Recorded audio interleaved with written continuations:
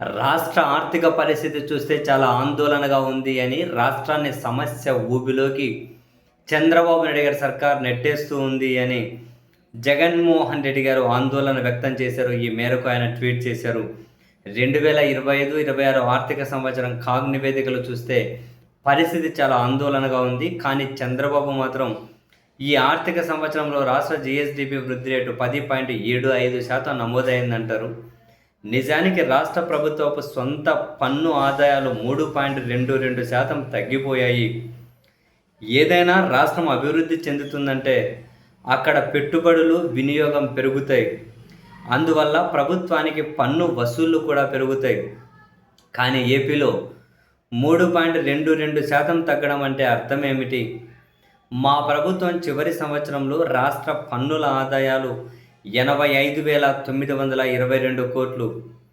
ఆ తర్వాత ఈ 2 సంవత్సరాల్లో కనీసం 8% వృద్ధి నమోదై ఉంటే ఈ ఏడాదికి 1,00,000 కోట్లకు చేరాలి. కానీ వాస్తవంగా వచ్చిన ఆదాయం కేవలం 86,552 కోట్లు మాత్రమే.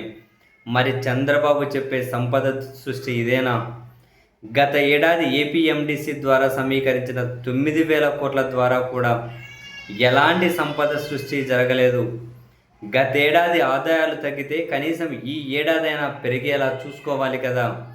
కానీ చంద్రబాబు కూటమి ప్రభుత్వపు విధానాలు, అవినీతి చర్యల వల్ల రాష్ట్ర ఆర్థిక పరిస్థితి మందగమనంలోకి వెళ్ళింది.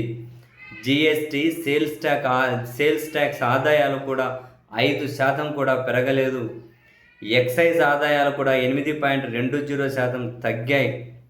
కూటమి ప్రభుత్వం మద్యం రిటైల్ వ్యాపారాన్ని ప్రైవేటీకరించింది. విచ్చలవిడిగా మద్యం దుకాణాలు, పర్మిట్ రూములను ప్రవేశపెట్టింది. అయినప్పటికీ ఆదాయం పెరగకపోగా తగ్గడానికి కారణం అవినీతి, అక్రమాలే. సేల్ ట్యాక్సుల ఆదాయం ఈ 2 సంవత్సరాల్లో పెరగకపోగా ఇంకా తగ్గిపోతూ ఉన్నాయి.